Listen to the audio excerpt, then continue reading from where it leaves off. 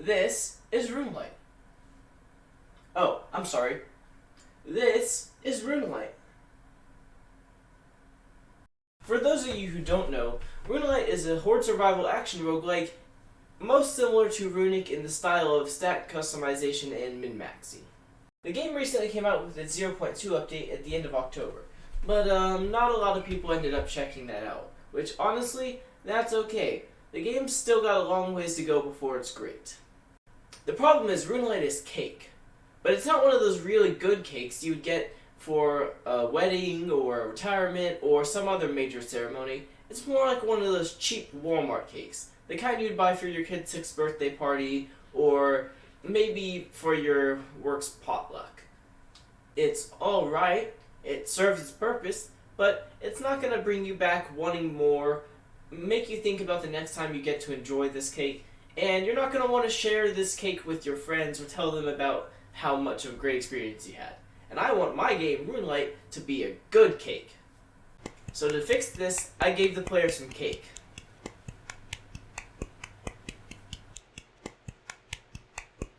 Unfortunately, my playtesters found it was too difficult to concentrate and play with one hand, so I'm going to have to come up with something else.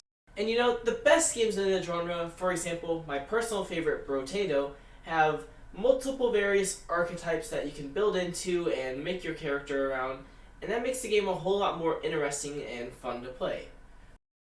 So let's take a look at the various archetypes I could add to RuneLight. Well, you can move around, you can, you can shoot, you can, take damage. You know, I'm starting to realize the bigger issue here.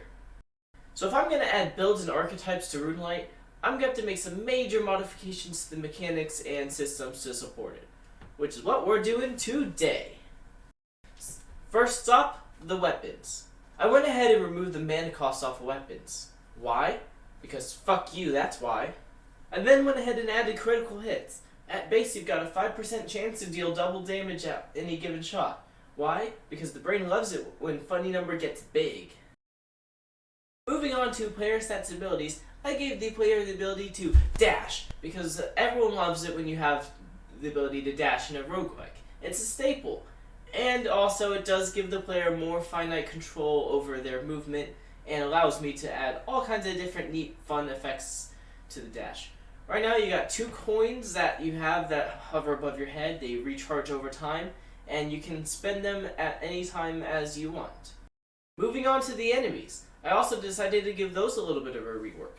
Now, on the front end it looks the same, but behind the scenes, the system is completely different for how they spawn, allowing it to be variable rather than fixed. Then I gave each enemy a base 1% chance to drop this little health pickup orb. Right now it's kind of basic, but I'll be expanding on this in the future. And with that out of the way, the game is finally a place where we can start adding a healthy amount of archetypes, which is what we'll be doing next time. But before then, I want to take some time to reintroduce the beach map. Instead of adding all the new enemies for the beach map right at the end, like I did for the forest, which caused me to get a little bit of burned out on working on the game, I decided I'm going to work on the beach map and the new enemies to go along with it, piece by piece, just a little bit at a time to go alongside the main content. So, for this month, I went ahead and introduced the basic enemy and its evolved variant. Now, I don't want this to feel like just, oh look, it's the forest map, but the enemies have slightly higher health and damage. Because that's kind of boring. What's the point in having 5 maps if you're not going to experiment with them? So, I decided I would make even the most basic enemies different. So to demonstrate that, instead of having the enemy just do a basic 1 attack a second, 10 damage, yada yada, whatever, instead attacks faster, but deals less damage per hit. The evolved form, instead of just becoming a lot tankier like the forest version, instead gains a lot of speed and attack speed.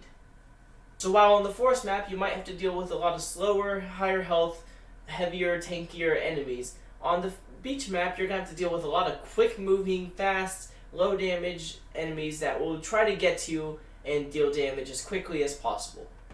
And that's about all I got done this month. So if you made it this far, obviously I'm doing something right, But if you're interested in the game, go ahead and hit that subscribe button. You can also wishlist the game on Steam or even purchase it, but I would hold off on that because I know I'm going to do a sale once the update is out. So just hold on to your money, wishlist the game, subscribe, hit that like button, and I'll see you next month.